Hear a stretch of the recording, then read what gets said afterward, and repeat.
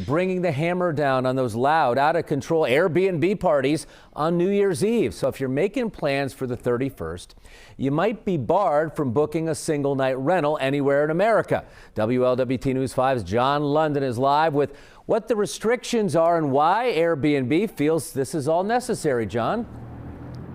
Yeah, and Mike, think of Airbnb if you're talking about one night rental on New Year's Eve, unless you have a history of positive reviews. Some are going to cry foul about this and see it as flat champagne, but Airbnb considers it a good neighbor policy.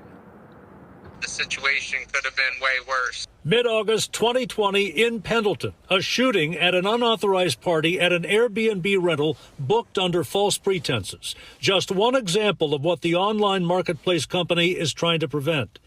Zeroing in on what's known as open invite parties. Open invite means, perhaps the type of a party that's being advertised on social media where it's very hard to keep control on how many people are showing up, who's showing up, is there conflict between some of these people. Airbnb did a trial run last New Year's Eve by prohibiting one-night rentals, finding a 56% drop in unauthorized parties. Of the 3,500 people in Ohio who were denied a rental, 700 were in Cincinnati. These types of situations are rare. From Chicago tonight, Ben Bright of Airbnb tells us they're targeting people with no history of positive reviews or any review at all. If you lack a rental track record, good luck trying to book the 31st or even a two-nighter. Try it and their antenna goes up. I'm booking one neighborhood down from the neighborhood in which I live, and it's for 2 nights, and it's a 6-bedroom mansion. Those are signs that we look for. That could potentially be indicative of an unauthorized party.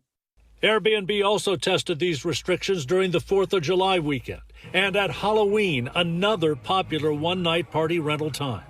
And though you might be far removed from the Pendleton party example, you haven't earned Airbnb's trust if your review log is empty. We know that there's that trade-off there.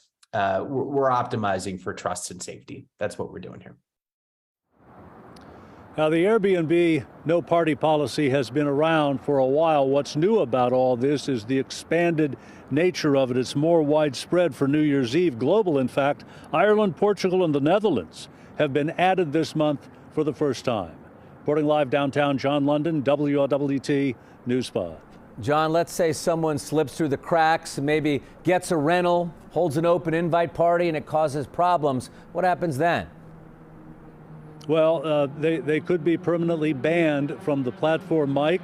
They could be temporarily suspended. At least there were, from what we understand, more than 6,000 suspensions last year. But, you can't guarantee anything with this. No policy is foolproof, but it's going to be hard to slip through the cracks, I guess, if you have a situation where if you don't have a history of positive reviews, they're not going to rent to you. John London live for us downtown.